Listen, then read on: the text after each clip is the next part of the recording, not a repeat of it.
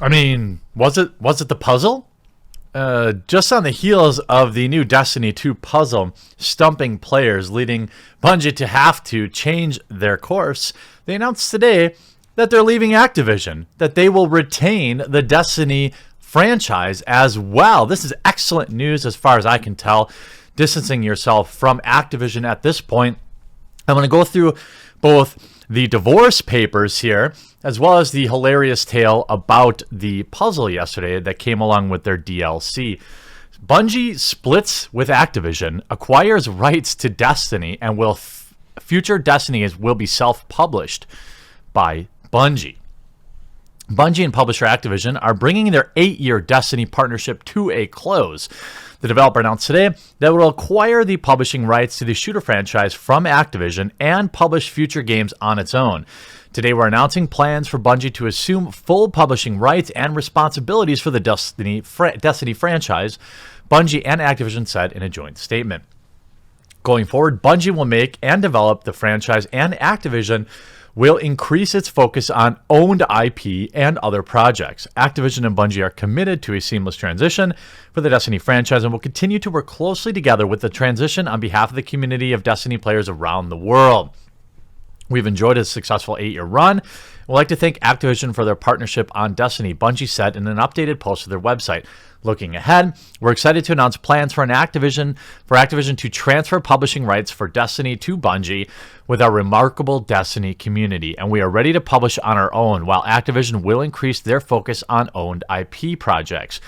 Their planned transition process is already underway in its early stages, but Bungie and Activision both committed to making sure the handoff is seamless as possible. Bungie said it plans to deliver future Destiny 2 content as outlined in public roadmaps and hinted at future content for the game. With Forsaken, we've learned and listened and leaned into what we believe our players want from a great Destiny experience, Bungie said. Rest assured that there is more of that on the way. We'll continue to deliver the existing Destiny roadmap and looking forward to releasing more seasonal experiences in the coming months, as well as surprising our community with some exciting announcements about what lies ahead. You can read the comments. I'm so excited about that I keep commenting on the same story on different websites. Destiny 1 and 2 both got delayed a year because of Activision support.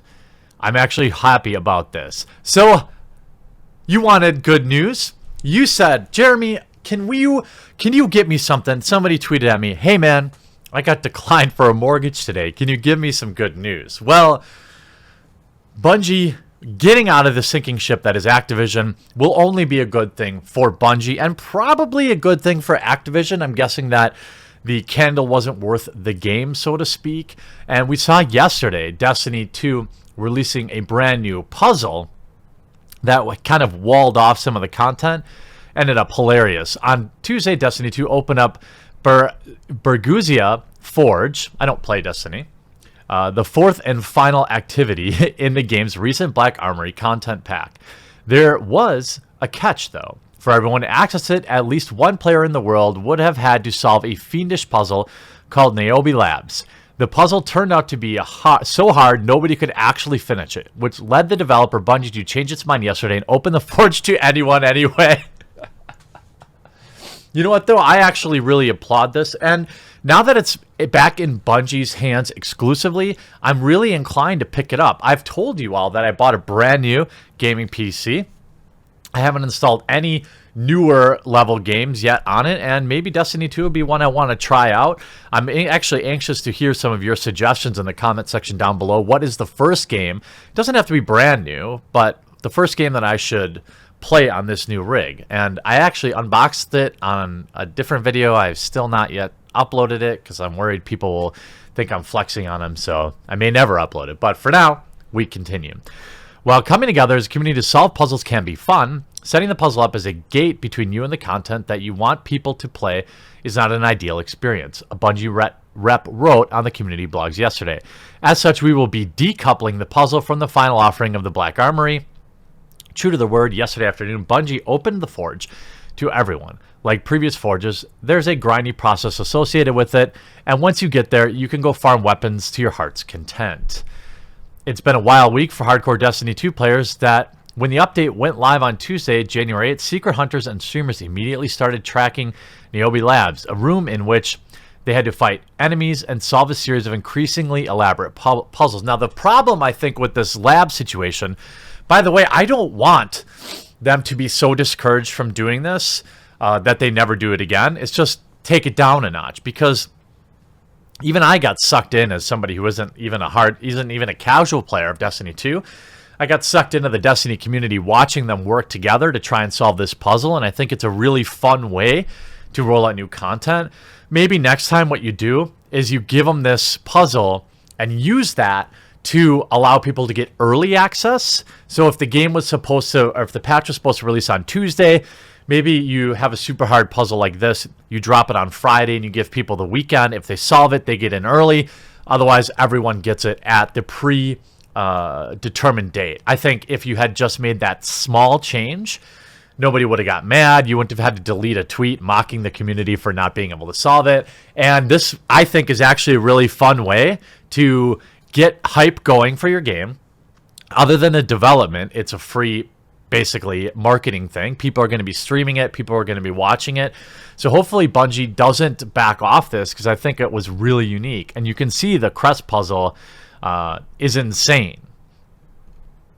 That's just one of the sections players have. One of the big drawbacks was, even after solving the puzzle, okay, or I mean, as you got to different levels, level 1, level 2, level 3, level 4, each level you failed, you had to go all the way back, which was brutal. So if you made it to level 6 and failed, each level took about 15 minutes from what I understand.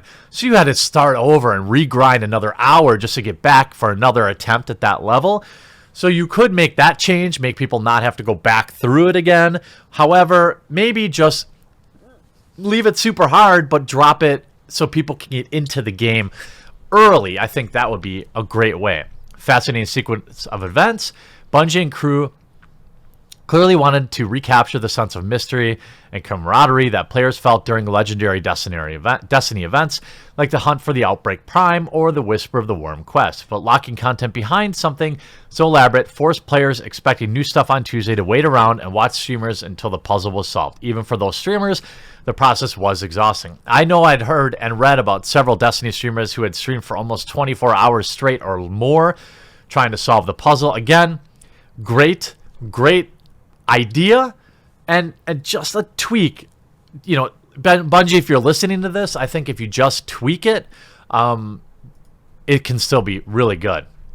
And we see more coverage on the divorce. Bungie and Activision are splitting up, an industry-shaking divorce that will see Destiny enter fully into Bungie's control. This development comes after years of tension between the two companies, tension that has existed since before the Destiny even shipped. Bungie told employees during the team's meeting this afternoon, framing it as fantastic news for a studio that has long grown sick of dealing with the publisher.